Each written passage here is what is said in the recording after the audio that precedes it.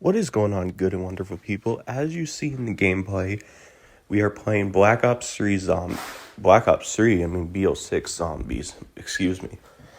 But overall, I'm impressed with these zombies, and I wasn't a big fan of Cold War zombies. I'm really glad we have an option to choose to start out with a pistol again and work your way to get everything, whether it's a gun, the mystery box, pack-a-punch. I'm really glad. And they also brought a crew back for zombies, and I wasn't a big fan of Cold War zombies, so this is a really something that I'm enjoying the zombies more than the multiplayer, and I'm mostly a campaign and multiplayer guy. Don't get me wrong, I love zombies and Extinction, Spec Ops, but my main modes are campaign and multiplayer majority of the time when I play a Call of Duty. And no, I did not buy this game, I'm playing it on Game Pass. So far what I think of the game, I think it's an okay game. I'm impressed with the campaign and all that, but getting to the main topic. Today's main topic is, will this be the last Call of Duty released on the 8th generation consoles, which is the PS4 and the Xbox One? Will it be the final one? Before we discuss the facts, let's go on how long Call of Duty has been releasing on 8th generation consoles, the PS4 and the Xbox One. It started off with Call of Duty Ghosts. That was the first PS4 and Xbox One game. Then it moved on to Advanced Warfare. Then Black Ops 3. But let's get the years first. Ghosts 2013. Advanced Warfare 2014. 2015 was Black Ops 3.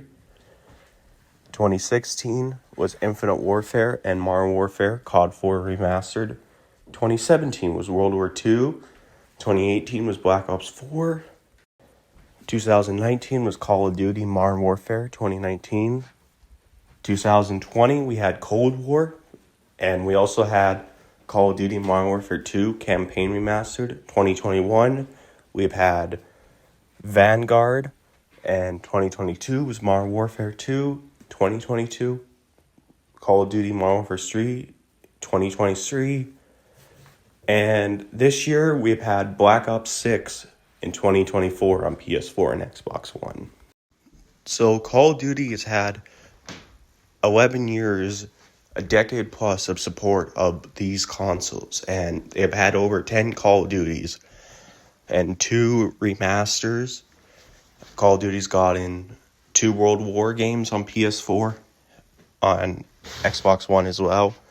We've gotten 4 modern games, 4 futuristic Call of Duties, and possibly another one if they're not dropping support for the PS4 and the Xbox One next year.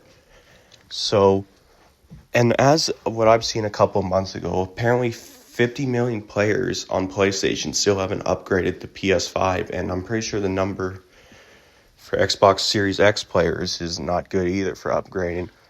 But the reality is, people, we gotta let go of those consoles because they're just going to hold gaming back. Developers don't want to have to lower a last gen version so it can be fair with the current gen version, to be fair, so players are not missing out content, because we saw it this year with Black Ops 6. Black Ops 6 had no theater mode or split screen for any mode on BO6 on PS4 and Xbox One.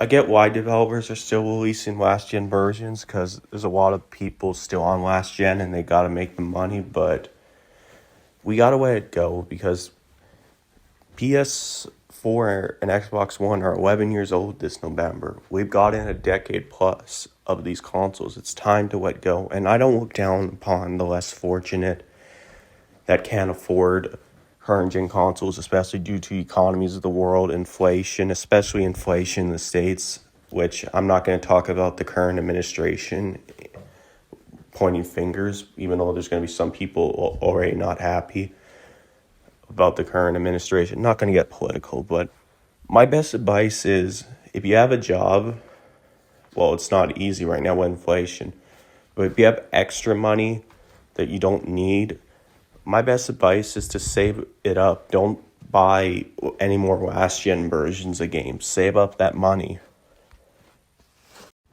My other advice when it comes to stuff, say you play a lot of games with battle passes, Don't spend any more money on battle passes. Save up all that money for a PC or a current gen console.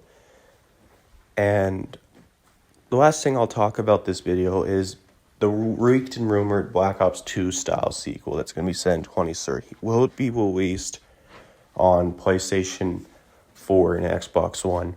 Maybe. Depends how many people still haven't upgraded by the time next year hits. And I really think we're at the point now where PS4 and Xbox One for next year's Call of Duty might not even have a campaign or majority in modes like Black Ops 3's 7th-gen version. And yes, I know the PS4 and Xbox One are more powerful than the PS3 and 360 7th-gen, but we might be at the point now where more games are going to be missing features on last generation consoles. It's been 4 years since the PS5 and Series X and S launched, and we're almost at the halfway point of these consoles' lifespan. Like, we got a decade support plus for the PS4 and Xbox One. You got your money, but unfortunately it's time to move on so gamers can evolve, because GTA 6, the unfortunate truth is it's not going to be on the PlayStation 4 or Xbox One. More games are going to be coming just to current gen, hopefully. Like, I know games like Dynamite the Beast is coming to PS4 and Xbox One, but I think those versions are going to be dropped. I know it sucks having to give up the older platforms, but it's just the way it's always been. I once didn't have money to upgrade until, 2009, 3 years after the PS3 came out, and I was stuck on a 6th-gen console, GameCube, so I know how it feels. But yeah, and a BO6 sequel, Black Ops 7, if it's going to be called, which I think it most likely will if the leaks and rumors are true, expect BO7, if it's actually happening, it is the next year's Call of Duty, to look not good on consoles and possibly run below 60 frames at 30 FPS like BO3, and possibly look so ugly. So, what do you guys think? Will this be the final Call of Duty released on PS4 and Xbox One 8th generation consoles? Do you think this will be the last one, BO6, or do you think BO7 will? How much longer do you think Activision's going to support these consoles, especially for Warzone updates? Because eventually they're going to have to pull the plug if they want to do super big Warzone events.